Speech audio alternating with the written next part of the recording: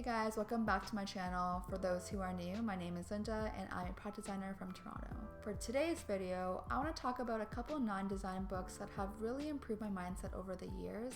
And even though these are not design related, they have shaped me into the person I am today, which relates to the work that I do and produce as well. So if you guys are interested in any of the books mentioned, I'll leave a link in the description box down below for you guys to check out. But let's get into it. So the first book is called Unf Yourself by Gary John Bishop.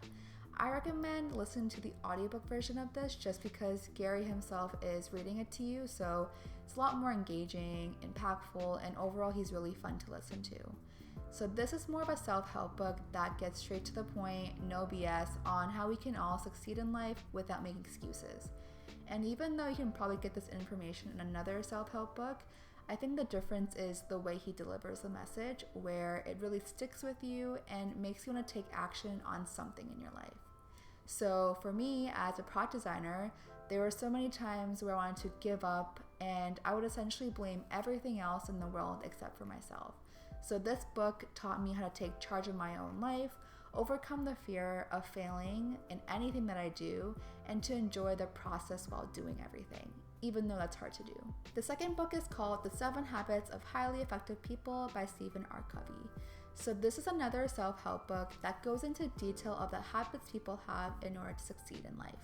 So what I love about this book is the idea that independence is not the highest achievement in life, it's interdependence. So what does that mean? Stephen basically says that people should be independent beings that work with others to produce greater results, which I couldn't agree more. And in order to get to that level, you need to cultivate the 7 habits mentioned in the book. In my design career, these habits have changed the way I build relationships and interact with people at work. Whether that's understanding working by myself is not the smartest thing to do sometimes, especially as a designer, or just being an empathetic listener to my colleagues and clients. The third book is called Rich Dad, Poor Dad by Robert Kiyosaki. This was my first financial book ever that I read in my life. I think it was around 3 years ago, and it was the gateway into me taking control of my own future.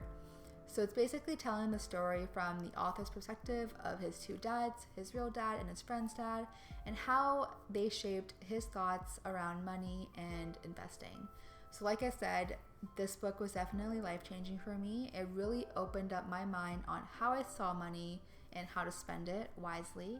So I was a lot more conscious around what I was spending it on and making sure I was investing in things that would make me money later on. So in terms of my career, I got a lot more comfortable investing in educational material like courses and like memberships, rather than spending it on clothes and other miscellaneous things that would be useless a year from now, which leads me to my next book. The last book is called The Millionaire Fastlane by MJ DeMarco. By the title of it, you guys are probably thinking it's a book all about getting rich, but I promise you it's more than that. It's about gaining financial freedom. So I would say this book and the book that I just mentioned really changed the way I perceive my own life and what I want for my future. And I know a lot of people think that wealth directly correlates to money, but there's a bigger picture to it. And there's 3 things that the book mentions. 1 is meaningful relationships with friends and family. 2 is being healthy and physically fit. And 3 is freedom.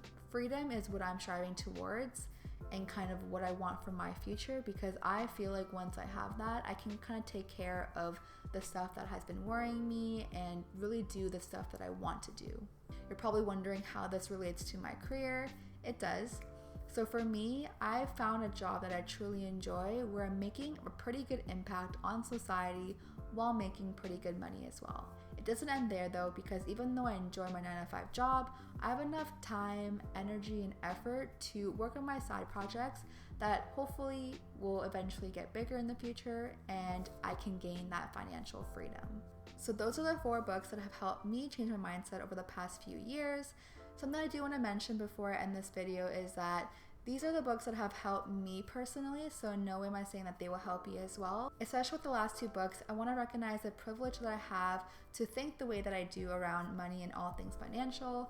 I know that not everyone has the same opportunity as myself, but I will say that they do teach a great foundation around how everyone can achieve freedom. But if you guys have any book recommendations that you think I might enjoy, please let me know in the comments down below, and I'd love to check those out. And of course, if you guys enjoyed today's video, please give it a thumbs up, comment, and subscribe. And of course, hit the notification bell to see when I post next.